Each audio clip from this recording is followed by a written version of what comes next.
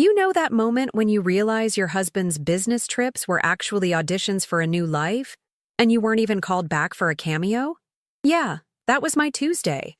Apparently, finding out your spouse has been playing sugar daddy to his side piece by renting her a swanky new apartment isn't what they mean by expanding your real estate portfolio. It's more like a hostile takeover of your entire existence, only you're the one being evicted from your own narrative. And let me tell you, when Owen, my darling husband of 12 years, decided to upgrade his mistress's living situation, he unwittingly signed the lease on his own spectacular downfall. It all started, as these things often do, with a gut feeling. That little whisper in the back of your mind that screams, dumpster fire incoming, even when everything looks picture perfect on the surface. Owen Campbell, my charming, successful, and apparently very generous husband, had been acting off. More working late, more client dinners, more, I'll just crash at a hotel near the office, babe. Don't wait up. For a senior sales executive at Sterling and Hayes, a big-shot tech firm in Charlotte, that was plausible. He traveled, he networked, he closed deals. He also, as it turns out, opened a few new accounts of the romantic variety. We lived in Maple Creek, a picture-perfect gated community just outside Charlotte, North Carolina. Think manicured lawns, HOA meetings that could rival a Senate filibuster, and enough SUVs to ferry a small army of soccer players. Our house was a colonial dream. 4 bedrooms, a gourmet kitchen, and a backyard big enough for Lily and Ethan, our 2 kids, to run wild.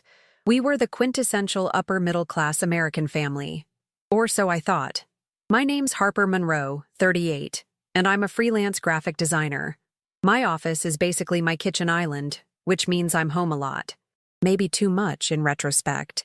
I saw the subtle shifts in Owen, the new cologne that wasn't our scent, the sudden interest in organic kale smoothies, the way he'd subtly angle his phone away from me, even when he was just scrolling through sports scores. Little things, like tiny paper cuts, adding up to a gaping wound. The real red flag, the one that screamed code red abandoned ship, was when he mentioned a new client in the Ballantyne area, a swanky, up-and-coming neighborhood known for its luxury condos and trendy eateries.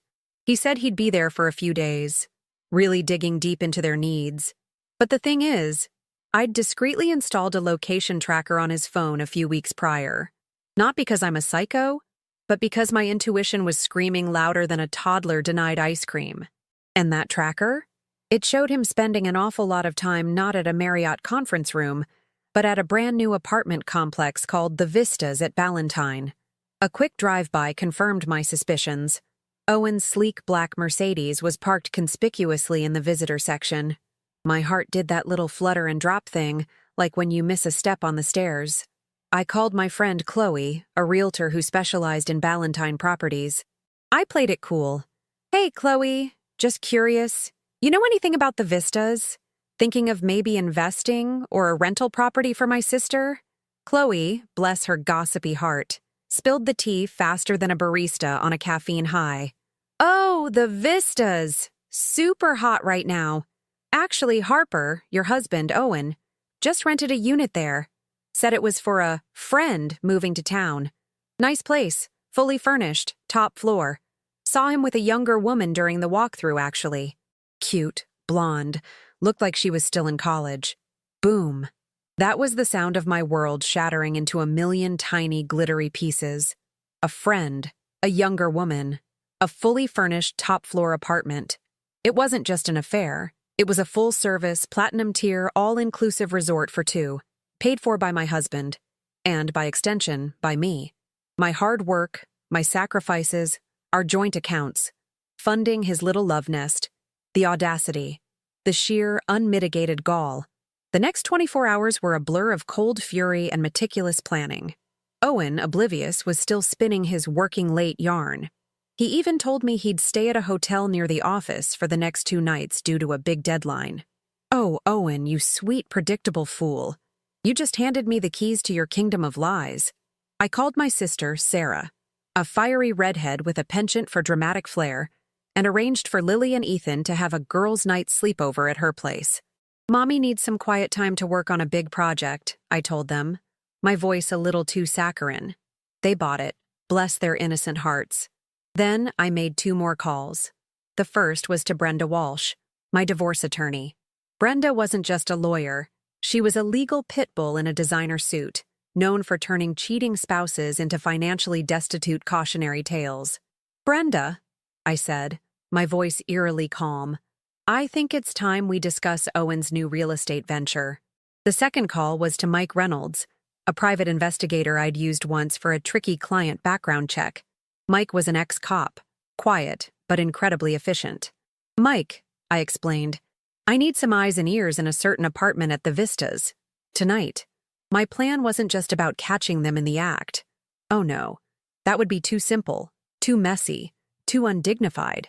My plan was about turning Owen's grand romantic gesture into his most humiliating, public, and financially ruinous mistake. It was about making him wish he'd just stuck to a cheap motel and a burner phone. This wasn't just a surprise, it was a carefully choreographed, emotionally devastating, and darkly comedic performance. And I, Harper Monroe, was about to take center stage. As I drove towards Ballantyne that Tuesday afternoon, a strange calm settled over me. The anger was still there, a simmering cauldron beneath the surface, but it was now channeled, focused. This wasn't about tears or screaming matches. This was about precision. This was about poetic justice, American style, served with a side of passive-aggressive perfection. Owen thought he was slick, a master of deception. He was about to learn that a woman scorned, especially one with a good lawyer and a knack for design, is a force of nature. And he was about to get caught in my perfectly laid trap, right in his little love nest. The question wasn't if he'd be surprised, but how utterly speechless he'd be. And I couldn't wait to see his face. The apartment complex, the Vistas, was exactly what you'd expect. Sleek, modern, and oozing with the kind of soulless luxury that screams aspirational.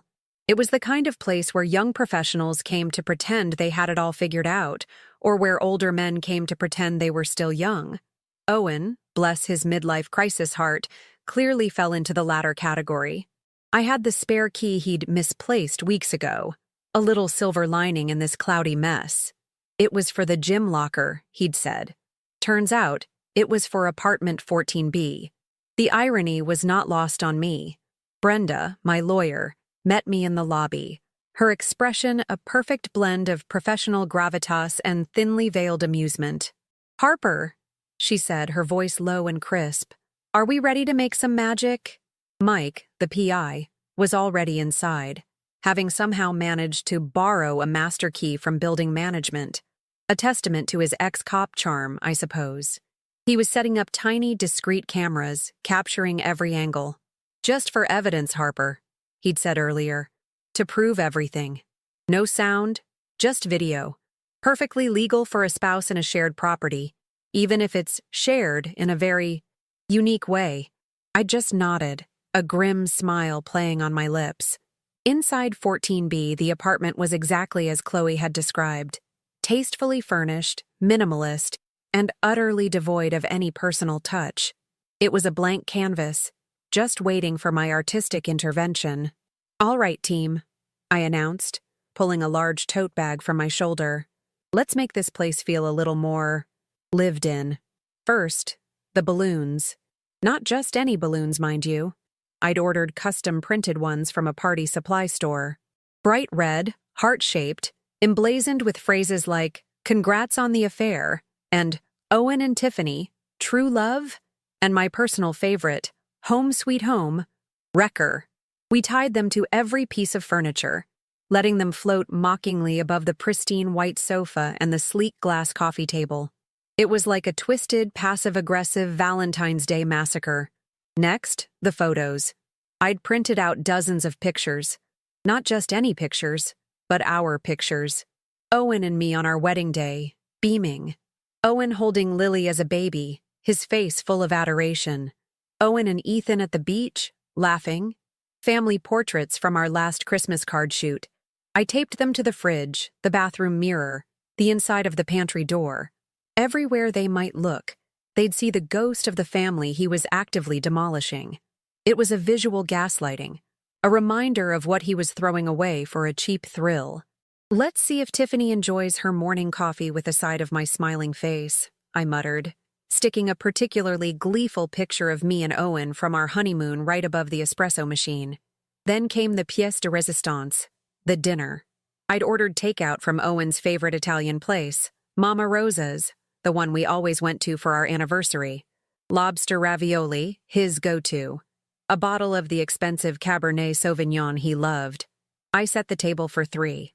2 plates, 2 sets of silverware, 2 wine glasses. And then, at the 3rd setting, right across from where Owen would sit, I placed a framed photo of Brenda Walsh, my divorce attorney, with a small, elegant place card that read, "Brenda Walsh, Escure, your new best friend." Brenda herself just chuckled, adjusting her glasses. "Oh, Harper, you're a gem.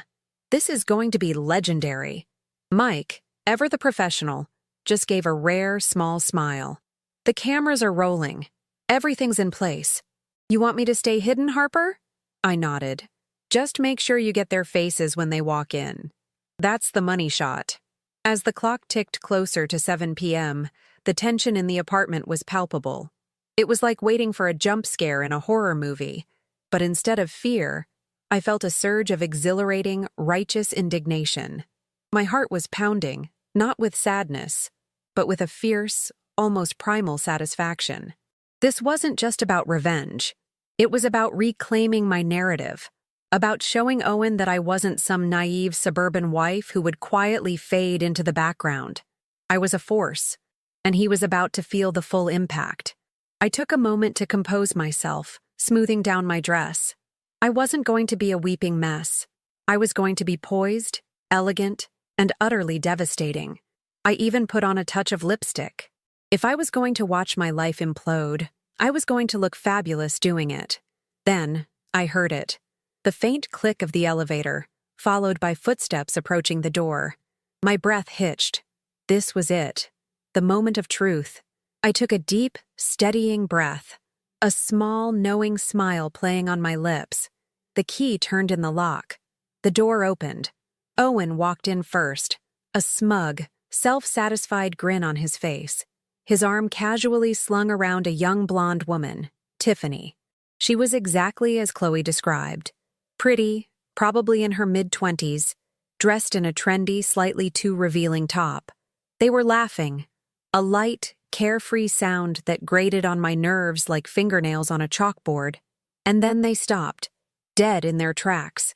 Their laughter died, replaced by a stunned, frozen silence. Owen's eyes, initially scanning the apartment with proprietary satisfaction, widened in disbelief as they landed on the red balloons, then the photos, then the dinner table. His jaw dropped. Tiffany's eyes followed his, her face draining of color as she processed the scene. The "congrats on the affair" balloon seemed to bob mockingly above her head. "Surprise," I chirped, stepping out from behind the kitchen island, a perfectly innocent smile plastered on my face. "Hope you guys like Italian. It's Owen's favorite, you know. And I thought we could all have a little dinner party." Owen looked like he'd seen a ghost. His face was a masterpiece of horror, confusion, and dawning dread. Tiffany, on the other hand, looked like she was about to bolt. This wasn't the romantic hideaway she'd envisioned. This was a scene from a psychological thriller, and she was clearly not the leading lady. The air crackled with unspoken accusations, the silence louder than any scream. This was just the appetizer. The main course was about to be served, and it was going to be delicious. Owen's mouth opened and closed a few times like a fish out of water, before he finally managed to stammer, "Harper? What? What are you doing here?" His voice was a pathetic squeak, completely devoid of his usual corporate swagger. Tiffany, meanwhile, had retreated a step, clutching her purse to her chest like a shield. Her eyes darted around the room, landing on the framed photo of Brenda Walsh at the dinner table. Her face registered pure, unadulterated panic. "Oh, Owen," I said, my voice dripping with mock sweetness. "I'm just being a good wife. You mentioned you'd be working late, so I thought I'd bring dinner to your new office. And it seems you've already found a coworker to share the late nights with." I I gestured to Tiffany with a flourish. Tiffany, I presume. It's so lovely to finally put a face to the name I've seen all over Owen's phone. And darling, that top is certainly a choice for a business meeting. Tiffany flushed a deep crimson, her eyes narrowing at my not-so-subtle jab. Owen, however, was still stuck in a loop. How did you get in? He stammered, his gaze fixed on the spare key I was now dangling from my finger. Oh, this old thing? I said, twirling it. Found it in your gym bag. Thought it might be useful. Turns out, it was. Who knew a gym locker key could open so many doors, literally and figuratively? The silence that followed was thick enough to cut with a knife. Owen finally seemed to snap out of his stupor, his face contorting into a mask of anger mixed with fear. Harper, this is insane. You can't just break into an apartment. Break in? I raised an eyebrow, feigning surprise. Owen, darling, this apartment is technically still under our marital assets, considering the funds used to secure it came from our joint account. And since you listed it as for a friend, I simply assumed I was the friend. Imagine my surprise when I found out you'd already invited another guest. I paused, letting that sink in. Besides, I have a witness, and more importantly, a lawyer. I gestured to the empty chair, where Brenda's photo sat. Brenda is very thorough, Owen. She loves details, and I've been collecting quite a few. That's when Brenda, sensing her cue, calmly stepped out from behind the kitchen island, a small, professional smile on her face. Good evening, Owen. Tiffany. She nodded politely. Brenda Walsh, Harper's attorney. I believe we have a few things to discuss. Owen's face went from pale to ghostly. Tiffany gasped, a small, choked sound. The sight of a real, live, no-nonsense lawyer was clearly not on her agenda for the evening. This wasn't just a wife catching her husband, this was a strategic ambush, complete with legal artillery. The power dynamic shifted dramatically. Owen wasn't the smooth, in-control executive anymore. He was a cornered rat. You brought a lawyer? Owen spluttered, his voice rising in pitch. Harper, this is completely out of line. Out of line? I scoffed, a genuinely bitter laugh escaping my lips. Owen, what's out of line is you secretly siphoning off our family's money to set up a love nest for your little girlfriend. What's out of line is you lying to me for months, making me feel like I was crazy, while you were building a whole second life behind my back. This, Owen, is just consequences, and they're about to get very real. Brenda stepped forward, her voice calm but firm. Owen, we have photographic evidence, financial records, and now a direct confirmation of your extracurricular activities. Harper is prepared to file for divorce, citing infidelity and financial misconduct. We'll be seeking full custody of the children, substantial alimony, and a significant portion of your assets, including, of course, this charming little pied-à-terre.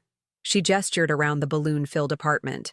I'm sure the judge will find the congrats on the affair balloons a particularly compelling piece of evidence. Tiffany, who had been silently absorbing all this, finally found her voice.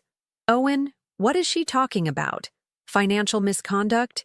This is our apartment. She looked at him, her eyes wide with betrayal. The realization that her sugar daddy might be a financial liability, not an asset, was clearly dawning on her. Owen turned to her, his face a mask of desperation. Tiffany, it's not like that. She's just trying to cause trouble. Oh, I'm causing trouble? I interjected, stepping closer. Owen, you think this is trouble? This is just the warm-up act. Mike, our friend here, has been diligently documenting everything. Not just your arrival tonight, but your little rendezvous at the country club last week, your late-night work sessions at the hotel downtown, even that cozy brunch you had at the Daily Grind last Sunday. He's very thorough. At the mention of Mike, Owen's eyes darted around the room, searching for the hidden cameras. He looked like a man who suddenly realized he was starring in his own reality show, and he was the villain. Tiffany, too, looked terrified. The idea that their secret life had been under surveillance was clearly a shock. Now, Owen, Brenda continued, we can do this the easy way, or the hard way. The easy way involves you agreeing to our terms for an amicable, albeit swift, divorce. The hard way involves a very public, very messy court battle, where every single detail of your deception will be laid bare. And trust me, Harper has a flair for dramatic presentation. She glanced at the balloons, a hint of a smile. Owen was visibly shaking. The smugness was gone, replaced by pure, unadulterated fear. He looked at me, then at Brenda, then at Tiffany, who was now glaring at him, feeling utterly duped. The carefully constructed facade of his double life had not just crumbled. It had been detonated. And I, Harper Monroe, was holding the remote. "So," I said, my voice calm and steady, "are you going to sit down and enjoy your lobster ravioli, Owen? Or are you going to continue standing there looking like a deer caught in headlights, while your entire life goes up in flames? Because either way, this dinner party is just getting started, and I've got a lot more to say." The look on his face was priceless. He was trapped, cornered, and utterly exposed. This was not just a plot twist. It was a full-blown narrative inversion, and he was completely unprepared for the next chapter. Owen, utterly deflated, slowly sank into one of the dining chairs, avoiding my gaze. Tiffany, after a moment of stunned indecision, decided to make a run for it. I can't do this," she stammered, bolting for the door. "Owen, you never told me you were married. You said you were separated." Her voice was shrill, laced with genuine panic and a healthy dose of self-preservation. "Tiffany, wait!" Owen called out. But she was already gone, the door slamming shut behind her, leaving him alone in the balloon-filled apartment, facing his very angry wife and her very formidable lawyer. It was a moment of pure, unadulterated cinematic satisfaction. The side chick, fleeing the scene of the crime, leaving the main villain to face the music. "Well," I said, picking up a breadstick from the Mama Rosa's bag, "that was a rather dramatic exit. Guess she didn't fancy lobster ravioli with a side of legal consequences." I took a bite, savoring the crunch. "So, Owen, now that it's just us, perhaps we can have a more intimate discussion about your future, or lack thereof, with me." Brenda sat down opposite Owen, her posture impeccable. "Owen, let's be clear. Harper isn't interested in reconciliation. This isn't a negotiation about your marriage. This is a negotiation about your divorce. And given the circumstances, Harper holds all the cards." She laid out a preliminary document on the table, a stark white contrast to the vibrant red balloons. "We're looking at a 70-30 split of marital assets in Harper's favor, full custody of Lily and Ethan, and significant spousal and child support. This apartment will be immediately terminated from your lease, and any penalties incurred will be solely your responsibility." Owen finally found his voice, a pathetic whine. 70-30? Brenda, that's outrageous. I built my career. I earned that money. I leaned forward, my voice calm but laced with venom. "Oh, you earned it, Owen. You earned it while I was raising our kids, managing our home, and building my own freelance business from scratch, often working late into the night after the kids were asleep. You earned it while I was supporting your career, hosting your colleagues, and pretending our life was perfect. You earned it while you were lying to my face, Owen. And now, you get to pay for it. Literally." Brenda nodded. "Harper's contributions to your household and your career, both tangible and intangible, are significant. Furthermore, the emotional distress caused by your infidelity, compounded by the blatant financial mismanagement of marital funds for an affair, will not be overlooked by the courts. We have all the evidence, Owen. The apartment lease, the credit card statements for the furniture, the photos and videos from Mike's investigation. It's all there. You're not just guilty, you're spectacularly, undeniably guilty." Owen slumped in his chair, defeated. He knew it was true. He had been so careful, or so he thought. But he hadn't accounted for a wife who was tired of being underestimated, a wife with a sharp mind and an even sharper lawyer. He hadn't accounted for the power of a woman who decided to turn her heartbreak into her greatest weapon. "What about my reputation?" he whispered, fear flickering in his eyes. "My job? This could ruin me." I chuckled, a dry, humorless sound. "Oh, Owen, you're worried about your reputation. You should have thought about that before you decided to play the bachelor with our family's finances. As for your job, Sterling and Hayes has a very strict code of conduct regarding employee behavior, especially involving company funds and public image. I'm sure they'd be very interested to hear about your new client in Ballantine." My words hung in the air, a silent threat. The implication was clear. If he fought, I would not hesitate to expose him professionally. The next few hours were a blur of legal jargon and Owen's increasingly desperate attempts to salvage some dignity, all while Brenda systematically dismantled his arguments. He tried to claim the apartment was for investment purposes, but the balloons and my presence quickly debunked that. He tried to minimize Tiffany's role, but Mike's video evidence of their cozy interactions was irrefutable. By the time Brenda packed up her papers, Owen was a shell of his former self. He agreed to the terms, albeit reluctantly, his signature a shaky scrawl on the preliminary agreement. As we left the apartment, leaving the red balloons to mock his defeat, I felt a lightness I hadn't experienced in months. It wasn't just relief, it was triumph. I had faced the betrayal head-on, not with tears, but with strategy and a healthy dose of dark humor. I had turned his secret love nest into his public gallows. The fallout was immediate.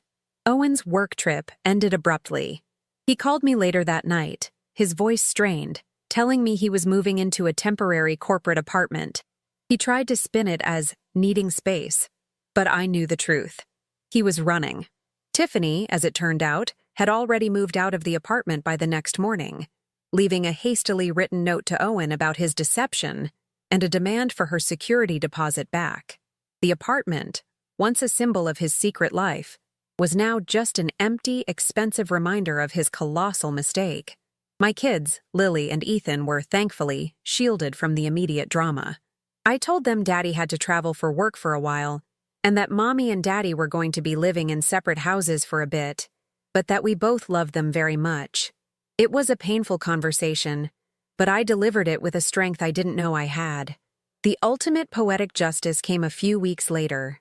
Owen's amicable divorce quickly became a very public, very messy one when he tried to renege on the financial terms. Brenda, true to her word, unleashed the full force of our evidence. The story, carefully leaked by a concerned source, me via Mike, made its way through the Maple Creek grapevine like wildfire. Owen's colleagues at Sterling and Hayes were indeed very interested. He was quietly transitioned out of his senior sales role, a euphemism for being fired. His once pristine reputation was in tatters, his social standing in our tight-knit community utterly destroyed. The country club membership? Revoked. The HOA board? He resigned in disgrace. He lost the house, the significant assets, and the respect of almost everyone who knew him. He ended up in a modest condo, paying hefty child and spousal support, a shadow of his former self. As for Tiffany, she tried to leverage her story for a bit of social media fame, but it quickly backfired, turning her into a cautionary tale of the other woman who got burned. My revenge wasn't violent or illegal. It was surgical, precise, and utterly devastating to the one thing Owen valued most, his image and his wallet. And the best part? I never even had to raise my voice. Life after Owen's spectacular implosion wasn't a fairy tale, but it was undeniably mine. The house felt lighter, cleaner, stripped of the heavy weight of his lies. The kids, after an initial period of confusion and sadness, adapted with the resilience only children possess. They saw a happier, more present mom, and that, I realized, was the greatest gift I could give them. My divorce was finalized 6 months later, a clean sweep, just as Brenda had predicted. I kept the house, the kids, and a significant portion of the marital assets. Owen, on the other hand, was left with a tarnished reputation, a diminished bank account, and the bitter taste of his own deceit. He tried to rebuild, of course, but the whispers followed him. In our suburban bubble, a scandal like that sticks to you like glitter on a toddler. He was the guy who rented an apartment for his mistress with his wife's money. That kind of story becomes local legend. I remember seeing him at Target once, a few months after the divorce. He was pushing a cart, looking haggard, picking up generic brand cereal. The sharp suits were gone, replaced by a faded polo shirt. He saw me, and his eyes flitted away, unable to meet mine. I just gave him a small, polite nod, a ghost of a smile. No anger, no triumph, just a quiet acknowledgement of how far the mighty had fallen. It was a moment of profound, almost spiritual satisfaction. Karma, it turns out, has excellent aim. The experience taught me a lot about myself. I learned that I was stronger, more resilient, and far more cunning than I ever gave myself credit for. I wasn't just Owen Campbell's wife. I was Harper Monroe, a woman who could navigate betrayal with the precision of a surgeon and the wit of a stand-up comedian. I realized that for too long, I had allowed myself to be defined by my marriage, by the role of the supportive wife. When that role was ripped away, I discovered a whole new act. My freelance graphic design business flourished. With Owen out of the picture, I had more time, more energy, and a renewed sense of purpose. I started taking on bigger, more challenging projects, even dabbling in some digital art that was purely for my own creative satisfaction. I joined a book club, started a weekly girls' night with Sarah and Chloe, and even took a pottery class. My life wasn't just about surviving, it was about thriving. The kids were doing great. Lily, ever the budding artist, found comfort in drawing, filling sketchbooks with fantastical creatures. Ethan, our little sports enthusiast, was excelling in his soccer league. We still had our family traditions, Thanksgiving dinner at my sister's, Christmas morning at home, but now they were filled with genuine joy, not the underlying tension of a fractured marriage. Sometimes I'd catch myself laughing out loud, remembering the look on Owen's face when he walked into that apartment. It wasn't malicious laughter, not anymore. It was the laughter of liberation, of knowing that I had turned a moment of profound pain into a catalyst for profound change. I didn't get revenge in the traditional sense of wanting him to suffer endlessly. I got justice, I got closure, and I got my life back, on my terms.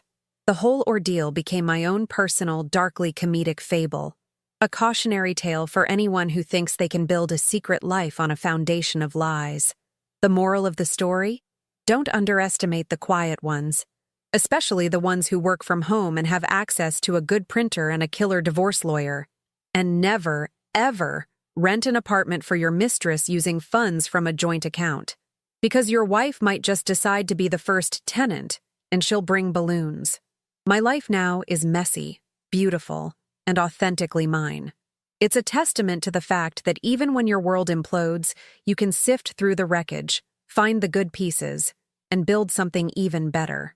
And sometimes, the best way to heal is to laugh at the absurdity of it all, even if it's a little dark, a little twisted, and perfectly, wonderfully American. As for Owen, last I heard, he was trying to sell essential oils online. Some people never learn. But me? I'm just here, living my best life, one perfectly sarcastic, empowered day at a time. And trust me, the sequel is going to be even better. And that wraps up today's story. Now we want to hear from you. Where are you watching from?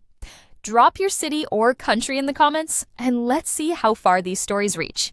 If this story moved you or gave you chills, give it a like, share, and subscribe for more powerful stories. One last thing, rate the story from 1 to 10 in the comments. Your feedback helps us bring you even better ones next time. Thanks for watching. We appreciate you being part of this storytelling journey.